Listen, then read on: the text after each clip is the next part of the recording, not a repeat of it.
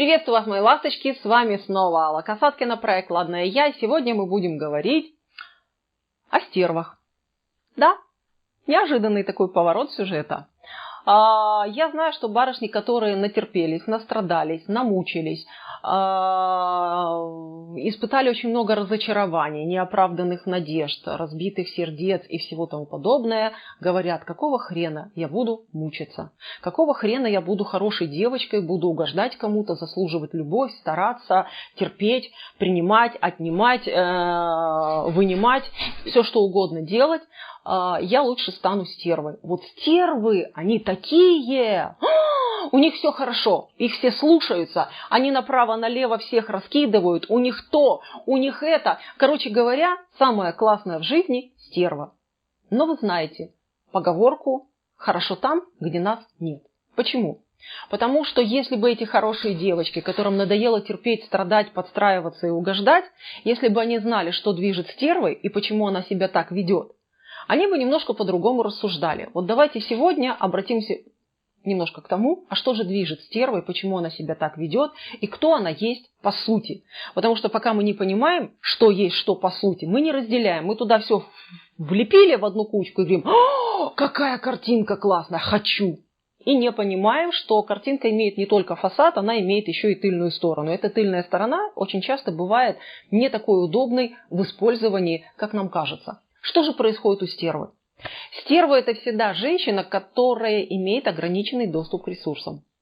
Нет, она не бедная, она не нищая, она может отжать ресурс у кого угодно. Она вырвет из горла, снимет последнюю рубаху, она выкрутит вас, как, я не знаю, как котика в анекдоте про еще 5 капелек, она выжмет, отожмет, вырвет. Короче, все, что может сделать, эта женщина, нацеленная на отжатие ресурса. Почему она этот ресурс отжимает? Да потому что у нее у своего собственного ресурса минимум. Да, минимум. У нее сложности с эмоциональными реакциями, у нее сложности с принятием, у нее сложности с очень многими вещами, которые мы не видим, они внутри. Она также сомневается в себе, она также боится быть брошенной, она очень много всего боится. Но больше всего она понимает, что сама сгенерировать ресурс, тот, который могут барышни, которые умеют принимать, поддерживать, угождать, обслуживать, как поступить, чтобы этого не было, я расскажу в конце, но у нее этих ресурсов нет. Она давать не может, она может только брать, как снегоуборочная машинка. Мне и не иначе. Нет у нее ресурса, чтобы отдавать, она его продуцировать не может. Что получается? Барышни, которые натерпелись, которые настрадались, говорят: хочу быть стервой. И начинают командовать, кричать, требовать, пытаться себя вести, как в их понимании должна себя вести стерва. Во-первых, они выглядят ужасно неубедительно. Вам никто не поверит, если вы вдруг были нормальной женщиной, которая умеет принимать, понимать, у которой есть душевная теплота, у которой есть достаточно богатый мир эмоций. Если вы вдруг начнете себя вести, как вам кажется, должна вести себя стерва, вы будете очень неубедительной. Мало того, вы будете отталкивающей, вы будете производить впечатление, простите, пожалуйста, но дуры. Сорвалась с цепи, понесло. У вас во всем будет перебор, вы не будете видеть, как видит стерва, где у человека есть уязвимое место, и можно туда чуть-чуть точечно, у нее нет большого ресурса, чуть-чуть придавить и получить свое. Вы не будете понимать, на чем можно сыграть, проманипулировать так тонко, чтобы человек захотел вам это отдать сам. Вы все будете делать, как слон в посудной лавке. Вы будете греметь, грохотать, топтать себя и другого. И поэтому у вас не получится того результата, который получается у стервы при ее скудости ресурсов собственных для того, чтобы получить то, чего ей хочется. Вы получите все с точностью да наоборот. Что же делать? Возникает вопрос.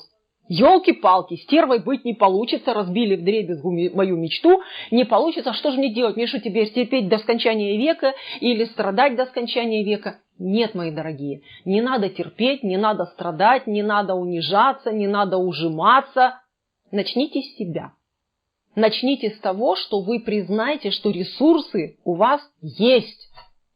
И эти ваши внутренние ресурсы, и теплота, и внимание, и заботливость, и умение находить компромиссы, и умение радоваться жизни, и умение радовать других, и заботиться о других. У вас есть масса, у каждой своих ресурсов.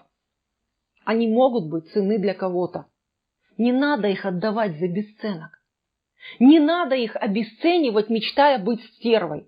Научитесь ценить то, что вы имеете, а имеете вы немало. Вы знаете, что вы очень много чего делаете для других. Начните их обменивать на то, чтобы кто-то что-то начал делать для вас. Не заслуживаться, не унижаться, а говорить: я могу вот это, а хочу вот это. Я могу помочь так, а хочу в ответ получить вот это. И тогда вы в разы больше будете получать. Вы будете довольны, счастливы, и вы будете с людьми поддерживать, как ни странно, очень хорошие отношения. Потому что когда вы долго терпите и сживаетесь, вы все портите. Я уже говорила про слона в посудной лавке. Вы выглядите неубедительно.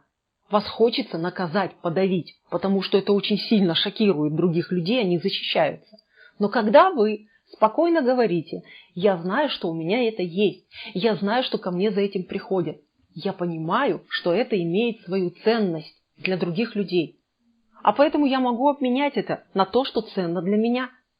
И тогда в вашей жизни появится больше счастья, больше понимающих, благодарных людей, ну и удовлетворение от того, как вы общаетесь и с кем вы общаетесь, у вас тоже станет больше.